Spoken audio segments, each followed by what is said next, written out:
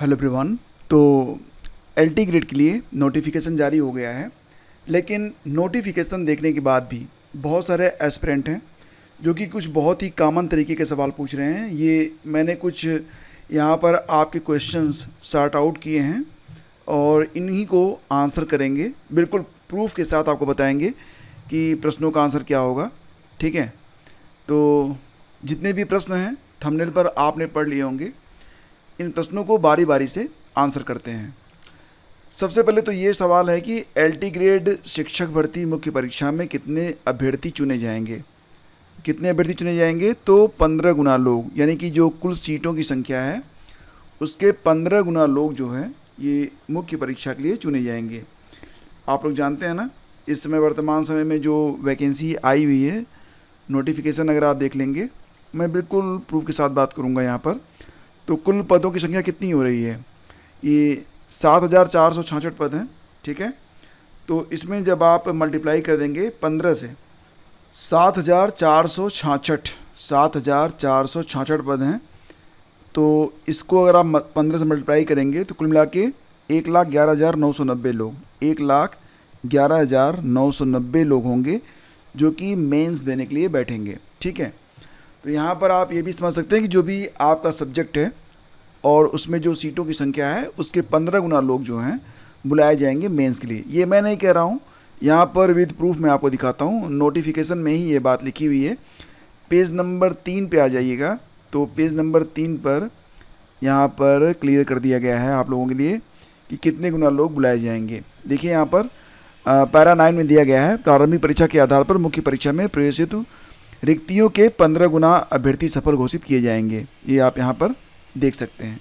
एक सवाल और भी है आप लोगों का यहाँ पर कि नेगेटिव मार्किंग कितनी है। तो दोस्तों देखो, नेगेटिव मार्किंग जो है ना, ये यूपीपीएससी ने फिक्स कर दिया है। कोई भी परीक्षा होगी उनका नेगेटिव मार्किंग बिल्कुल फिक्स रहता है। कितना रहता है? 1/3 रहता है। ठीक है, ये आप देखेंगे पेज नंबर 3 पर दिया गया है कि नेगेटिव मार्किंग कितनी होगी? 1/3। ठीक है, तो 1/3 आपकी नेगेटिव मार्किंग रहेगी। एक से अधिक उत्तर देंगे तब भी आपके 1/3 अंक कट जाएंगे। इसको आप ऐसे समझिए कि 3 प्रश्न आपके गलत हो रहे हैं, एक प्रश्न आपका सही हो रहा है, तो आपका जो सही वाला है वो भी गया। ठीक है, 3 प्रश्न पे ही गया। वैसे अगर ये 1/4 होता तो ज़्यादा बेटर होता, लेकिन 1/3 है, ये आप लोग ध्यान रखिएगा। अगला सवाल क्या है? क्या 2 विषय से फॉर्म भर सकते हैं? हाँ, बिल्कुल भर सकते हैं। कारण क्या है? जब आप आवेदन करेंगे ना, तो ये है आपकी वेबसाइट। आप आएंगे, ऑल नोटिफिकेशन पर क्लिक करेंगे, पेज ओपन होगा। यहाँ देखेंगे सबसे ऊपर ही आपको अप्लाई पर क्लिक करना है। जब आप अप्लाई पर क्लिक करेंगे तो आप ये देखेंगे कि हर विषय के लिए अलग फॉर्म है। हर विषय के लिए अलग फॉर्म है। तो आप जिन जिन विषयों के सापेक्ष आवेदन करना चाहते हैं बिल्कुल कर सकते हैं, कोई दिक्कत वाली बातें नहीं है।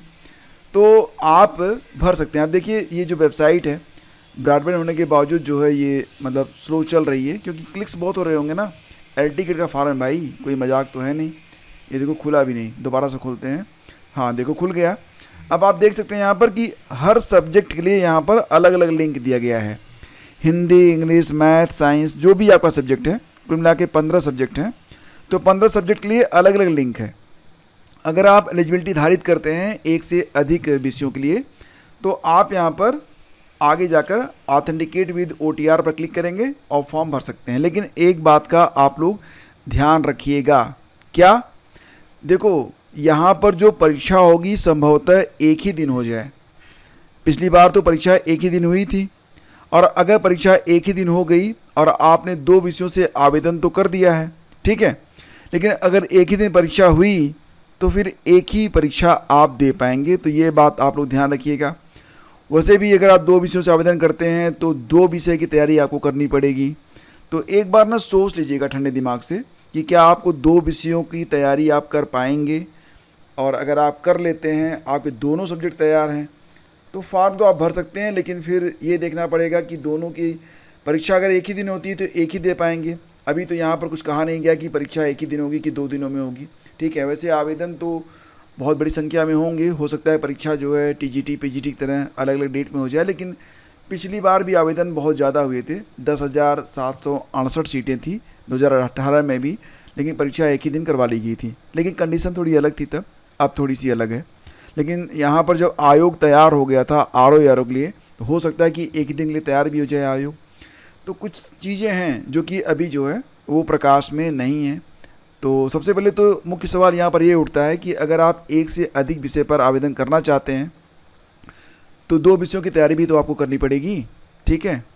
तो क्या 2 विषयों की तैयारी करना या एक ही विषय में दोनों की एनर्जी लगा देना, क्या बेटर होगा, ये खुद एक बार आप सोच लीजिएगा। कंप्यूटर साइंस में क्या बीएड अनिवार्य है? देखो, कंप्यूटर साइंस के बारे में जो एलिजिबिलिटी है उसमें बीएड अनिवार्य नहीं है। बीएड को जो है ये केवल रखा गया है, कौन सा, प्रेफरेंशियल रखा गया है। मतलब मान लेते हैं कि 2 कैंडिडेट हैं, एक ने बीएड नहीं किया है और एक ने बीएड किया हुआ है, और दोनों ने समान अंक प्राप्त कर लिए, तो फिर जो बीएड किया हुआ होगा उसको पहले रखा जाएगा, जो बीएड नहीं किया हुआ होगा उसको बाद में। लेकिन अगर मान लेते हैं जिसने बीएड नहीं किया है वो जिसने बीएड किया है उससे 1 अंक ज़्यादा है, तब तो भाई यहाँ पर जो बीएड वाला है वो भी बाहर हो जाएगा। तो BEd is not necessary for computer, और बाकी आप निर्णय यहाँ पर ले लीजिएगा, ठीक है। अगला सवाल आपका है कि इग्नू या राजर्षि टंडन का बीएड मान्य है नहीं। देखो दोस्तों, इग्नू हो या फिर राजर्षि टंडन हो या आपका जो सामान्य बीएड है, ये सब कुछ आपका बिल्कुल सेम है। एनसीटीई से मान्यता मिलती है इग्नू को, राजर्षि टंडन को भी। तो ये बीएड की जो डिग्री है इग्नू की, राजर्षि टंडन की, ये पूरे भारत में मान्य रहती है। तो यहाँ पर कोई भी टेंशन आप मत लीजिएगा। इग्नू का बीएड कार्यक्रम एनसीटीई द्वारा अनुमोदित है, जो शिक्षा के लिए एक नियामक निकाय है। और इग्नू से बीएड करने के बाद आप सरकारी और निजी स्कूलों में शिक्षण पदों के लिए आवेदन कर सकते हैं, कोई टेंशन आपको नहीं है। इग्नू से बीएड की डिग्री किसी भी अन्य नियमित बीएड डिग्री के बराबर मानी जाती है। तो सारे जो आपके कन्फ्यूजन है बिल्कुल दूर हो जाने चाहिए यहाँ पर, ठीक है। अगर इग्नू या राजर्षि टंडन से किसी का बीएड है तो बिल्कुल वो मान्य रहेगा। जीएस की तैयारी कैसे करें, कौन सी बुक अच्छी है? देखो, ये एक बहुत बड़ा सवाल है, इस पर हम चर्चा करेंगे एक वीडियो में। आपकी तैयारी जीएस की इस चैनल पर करवाई जाएगी। अगर आप जीएस तैयारी करना चाहते हैं बहुत बेहतर तरीके से, तो आप इस चैनल को केवल सब्सक्राइब कर लीजिए बस, बाकी टेंशन मेरी है, ठीक है। फिर आप फ्री होके जब भी एलटी ग्रेड का वीडियो आए आप आराम से देखिए, नोट्स बनाइए, आपको पीडीएफ वगैरह सब कुछ शेयर की जाएगी, बस आपको सब्सक्राइब करके रखना है। अब यहाँ पर एक सवाल जो कि बहुत ही बड़ा सवाल है, क्या महिलाएं पुरुष वर्ग में आवेदन कर सकती हैं? देखो दोस्तों, यहाँ पर बहुत ही स्पष्ट तरीके से मैं आपको बताना चाहूँगा कि जो नोटिफिकेशन है, आप यहाँ पर देखेंगे नोटिफिकेशन में महिला और पुरुष वर्ग दोनों के लिए जो नंबर ऑफ सीट्स हैं वो अलग अलग दिया गया है। यहाँ पर देखेंगे परिशिष्ट 4 में तो आपको विषयवार और वर्गवार सीटों की संख्या दी गई है। एक बात आप लोग बहुत ही गौर से समझ लीजिए, सुन लीजिए, ठीक है। देखो, फीमेल होने का फ़ायदा तो मिल रहा है फीमेल को। क्या? देखो, अगर पुरुष वर्ग में ना जो पुरुष वर्ग की सीटें हैं, पुरुष वर्ग की जो सीटें हैं उसमें मेल और फीमेल दोनों अप्लाई कर सकते हैं। पुरुष वर्ग की सीटों में मेल फीमेल दोनों अप्लाई कर सकते हैं, लेकिन महिला वर्ग में ध्यान दीजिएगा, पुरुष नहीं जा सकता। महिला वर्ग में ओनली फीमेल, केवल महिलाएं ही रहेंगी, ये बात आप ध्यान रखिएगा। क्लियर हो गया आपका ना कि क्या महिलाएं पुरुष वर्ग में आवेदन कर सकती हैं? जी हाँ, बिल्कुल कर सकती हैं।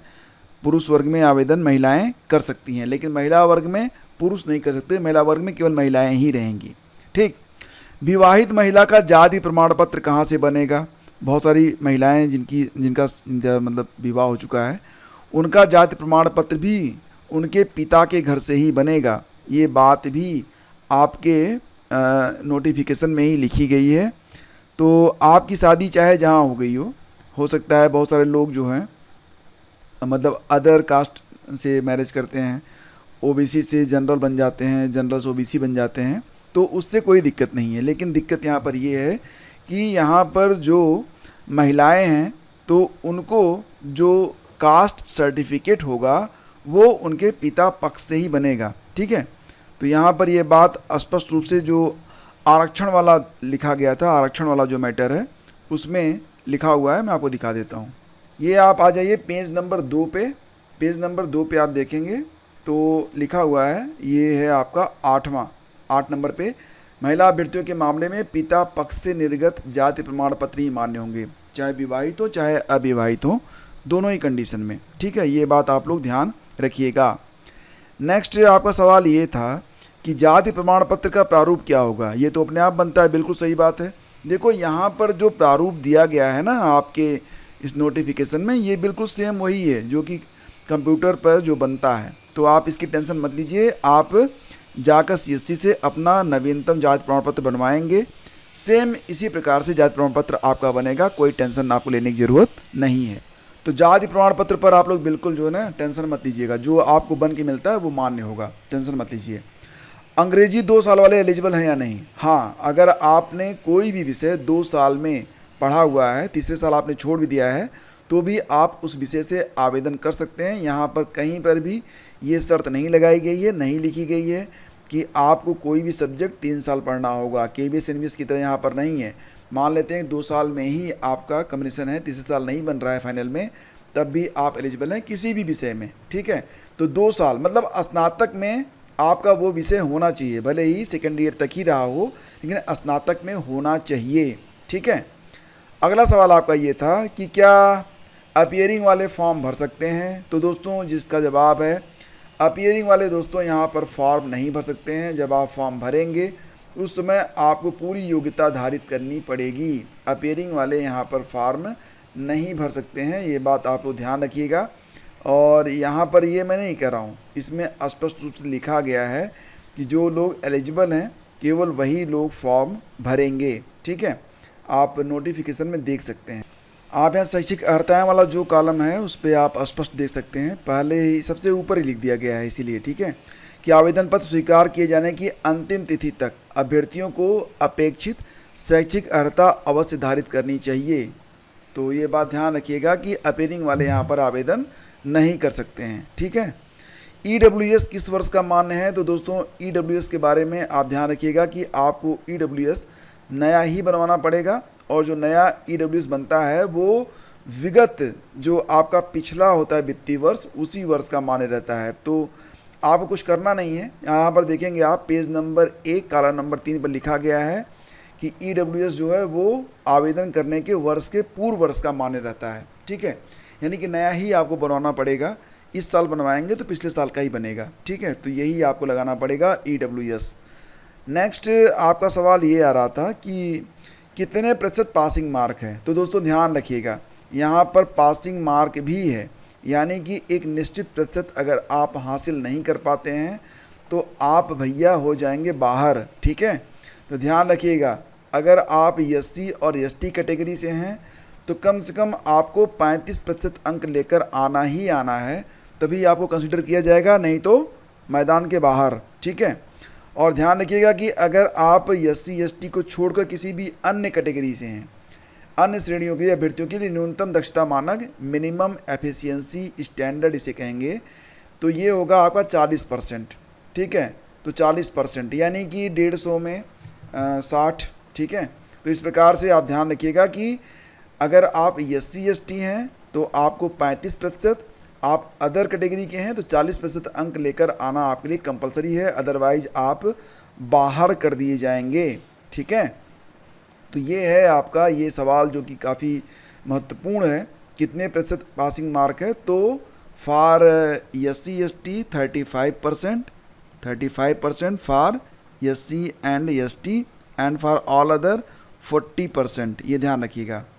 नेक्स्ट है कि उम्र सीमा में छूट के लिए परेशान। अब देखो यहाँ पर एक बात तो है कि उम्र सीमा में छूट बिल्कुल मिलनी चाहिए थी, और फिलहाल जो अभ्यर्थी हैं, अब नोटिफिकेशन भी आ गया है, छूट मिली नहीं है, अभ्यर्थी क्या कर रहे हैं? देखो यहाँ पर सबसे सरल बात तो ये होती है कि जब तक अपनी बात कहेंगे नहीं तब तक तो कोई सुनने वाला है नहीं। तो यहाँ पर जो अभ्यर्थी हैं वो X पर, फेसबुक पर आयोग को, मुख्यमंत्री को संबोधित करके अपनी बात कह रहे हैं। अभी तो फ़िलहाल कोई निर्णय हुआ नहीं, लेकिन हो सकता है कि अगर संख्या बढ़ती है तो इस पर आगे सरकार निर्णय ले भी सकती है। लेकिन फ़िलहाल अगर आपकी बात जेन्युइन है ना तो आप अपनी मांग रखिए तो सही। ठीक है, तो बाकी फ्रेंड्स ये सारे आपके क्वेश्चन यहाँ पर मैंने आंसर कर दिए हैं। अगर अभी भी आपके मन में कोई डाउट है तो आप प्रश्न लिखिएगा, और ये जो Q&A है, क्वेश्चन आंसर सेशन, ये चलता रहेगा, तो आप बने रहिए हमारे साथ।